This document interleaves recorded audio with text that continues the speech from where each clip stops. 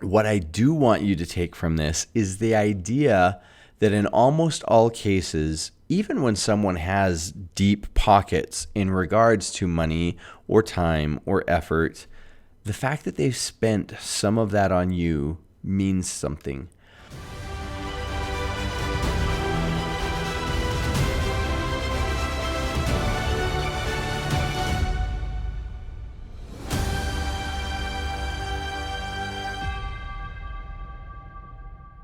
Hello friends, Matthew Pilling here, Chief Overthinker with a Pilling Perspective. Welcome to video 3 within our gratitude series. In the last video, I talked about the difference between width of gratitude and depth of gratitude, and a little bit about why it's important to not just look at all of the things we could be grateful for, but to spend some time deepening our gratitude for the key things, the things that are most important for us. This video, I want to overthink a little bit about that, about how to specifically deepen our gratitude using a technique or an idea of understanding cost. And as I say those words, often as I've shared that idea, that title with people, they get into the actual cost of something, the dollars spent on something. And that can be important at times, especially if the dollars spent on something are dollars that someone didn't really have. If they're someone's last dollars and they spent them on you, that maybe carries some emotional impact for sure. But I don't want it to be that this is about how much someone spends on you in the sense of if they loved me, they'd spend more. And the amount of my gratitude is only going to be proportional to how much they've spent, whether it's money or time or effort.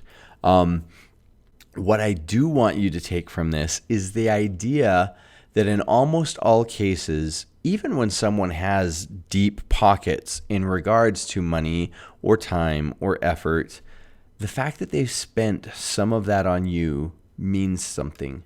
And this came really hard to me. This came really home to me because of an experience that I had in high school. And I share this experience in the book. I've shared it in a few different speaking engagements. But I share it cautiously because honestly, it is sacred to me. It was an experience that changed my life, in part because of gratitude. So I share it here hoping that you will be changed by it as well. In high school, my junior year, my mom ended up with breast cancer. And I tried to be helpful. I tried to be supportive. But I was also a junior in high school. I didn't understand the world as well as I thought I did back then. And I don't know that I was nearly as helpful as I thought I might have been. But I remember a specific day when things had not gone well for me. It had not been the day I had expected when I woke up in the morning. And in the evening, I was at a friend's house. They were having a bit of a party. I was not in the right mood for the party, so I decided to just walk home.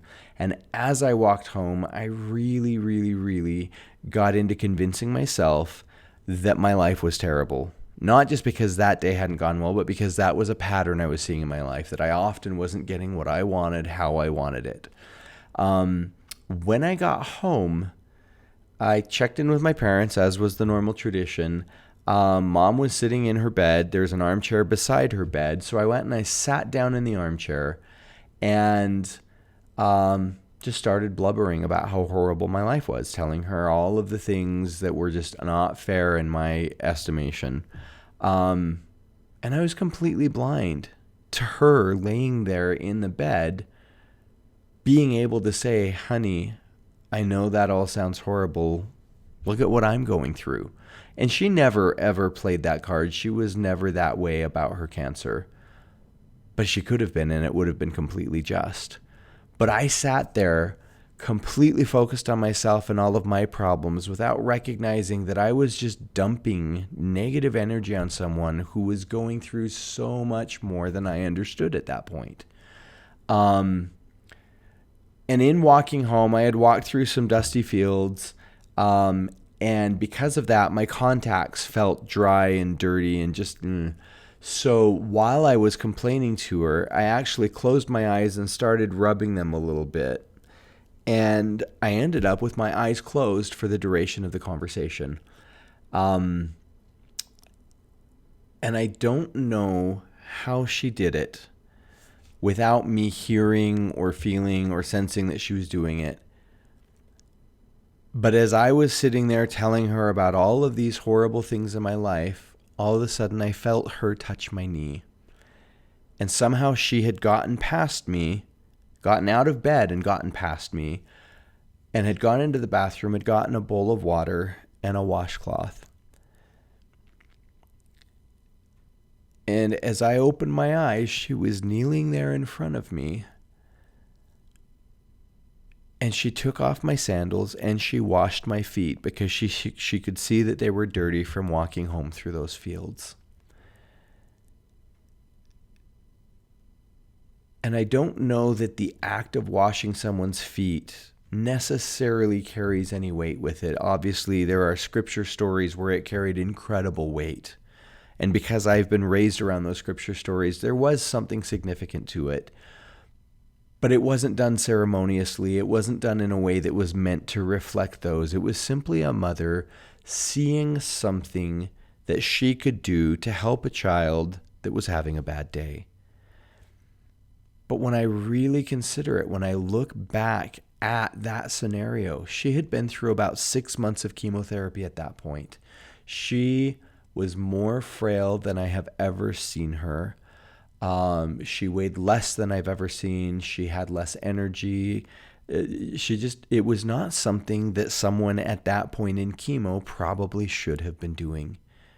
And she didn't think that at all. It did not stop her at all. She simply saw something she could do and at great cost went ahead and did it. And I was changed in that moment because for some reason, that opened my eyes to that cost. And as I've contemplated that over the years, it opened my eyes not just to the cost of that moment, but to the cost of all of the moments of mothering. There are all sorts of things that mothers end up having to do that aren't pleasant, that aren't easy, that aren't convenient. And she did all of them and didn't spend her time belittling me or making me feel less than because of the effort she had to put into them. She simply did it because she loved me. And that realization changed me inside from thinking I was a grateful kid because, like we've talked in other videos, I checked the box. When she did things for me, I would say thank you. Therefore, I must be a grateful person. But as I realized more of the cost of the things that she did for me and that she put in that effort day in and day out, whether sick or not, whether she felt like it or not, it meant something different to me. It changed my understanding of her love for me in a way that built a connection for me with her that didn't exist before. And I felt like I was pretty close with my mom before it had happened. But I share all of that to simply say that if we can look at our key relationships, at the people closest to us in each of our key roles, the people who best support us in our roles, the people who mean the most to us, and start to really observe not just the things that they do, but the cost behind the things that they do, it will help us better ascertain a level of gratitude for what they're doing that ties us to them, that helps us better understand them, that opens doors and builds bridges in ways that nothing else can. My relationship with my mom has been significantly different since then.